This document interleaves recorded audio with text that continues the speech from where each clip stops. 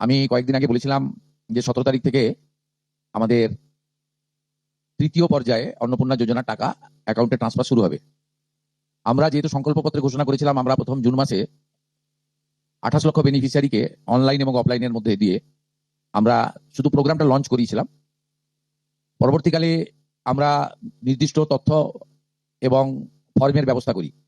এটা করার পিছনে অনেকগুলো কারণ ছিল। প্রথমত, সরকারি টাকা, এই সরকারি অর্থ সঠিক জায়গায় ব্যয় করা উচিত।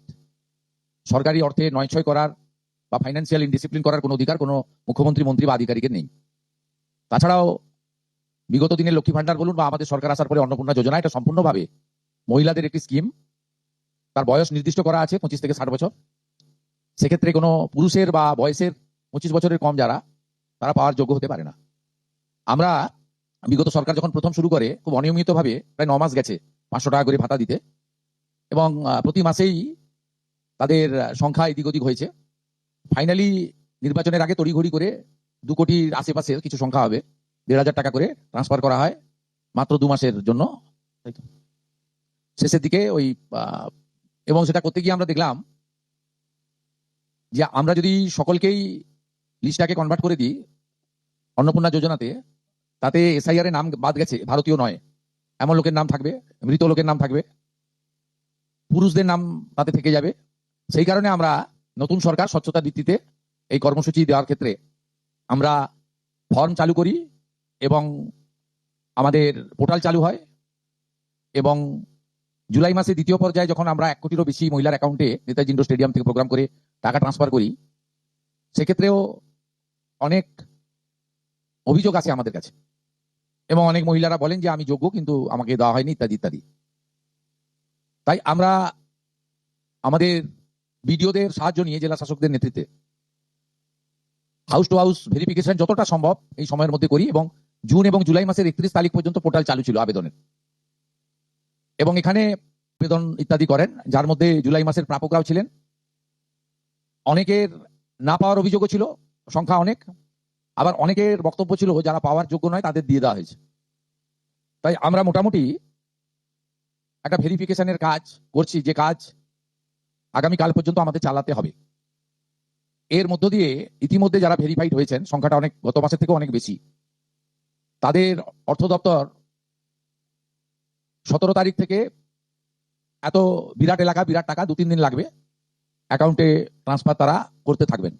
এটা প্রতি মাসে হবে না, প্রতি মাসেই যারা ভেরিফাইড হলেন তারা মাসের দ্বিতীয় সপ্তাহে, আমি দেখছিলাম কিছুজন 1 তারিখ থেকেই বলতে শুরু করেছেন কখন ঢুকবে কখন ঢুকবে। মানে এরা মূলত আমাদের ভোট দেয়নি, আমাদের পরাজয় দেখতে চেয়েছিলেন, খুব কষ্ট হচ্ছে ওদের।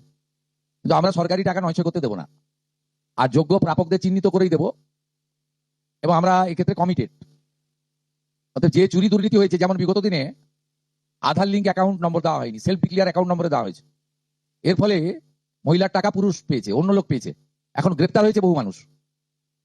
এই সব আছে, ডিটেলসে তো বলা যাবে না। আমরা মোটামুটি, আপনারা আমাদের শিশু ও নারী কল্যাণ দপ্তরের, এটা হচ্ছে নোডাল এজেন্সি, ইমপ্লিমেন্টিং এজেন্সি, তাদের 19/5/2026 তারিখে 2411-WCD নম্বর বিজ্ঞপ্তির মাধ্যমে তারা একটা মোটামুটি এসওপি দেয়, তার ভিত্তিতেই ভেরিফিকেশন হয়েছে।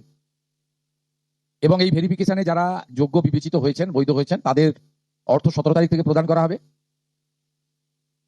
এরপরেও আমরা একটা অভিযোগ পোর্টাল রাখবো, যে অভিযোগ পোর্টালে পরবর্তী সময়ে যে কেউ অভিযোগ করতে পারেন, এবং এই অভিযোগ নিষ্পত্তি করার জন্য আমরা সংশ্লিষ্ট ব্লকের বিডিওদেরকে বিশেষ দায়িত্ব, চিফ সেক্রেটারি দায়িত্ব ফিক্স করে দেবেন।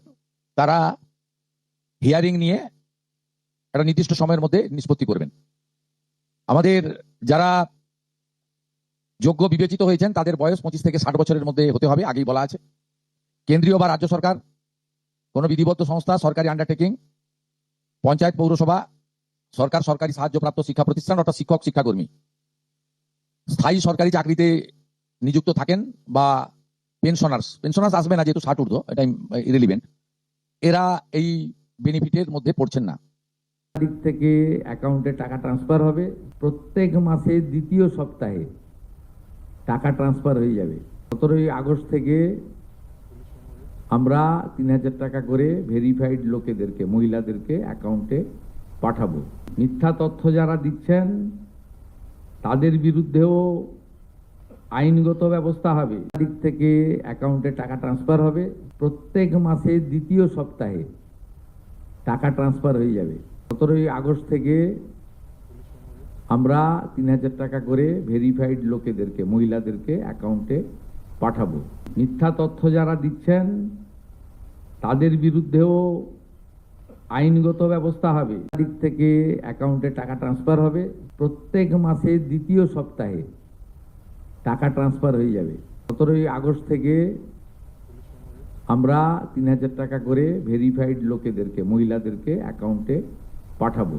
মিথ্যা তথ্য যারা দিচ্ছেন তাদের বিরুদ্ধেও আইনগত ব্যবস্থা হবে। দিক থেকে অ্যাকাউন্টে টাকা ট্রান্সফার হবে। প্রত্যেক মাসের দ্বিতীয় সপ্তাহে টাকা ট্রান্সফার হয়ে যাবে। 17ই আগস্ট থেকে আমরা 3,000 টাকা করে ভেরিফাইড লোকেদেরকে, মহিলাদেরকে অ্যাকাউন্টে পাঠাবো। মিথ্যা তথ্য যারা দিচ্ছেন তাদের বিরুদ্ধেও আইনগত ব্যবস্থা হবে।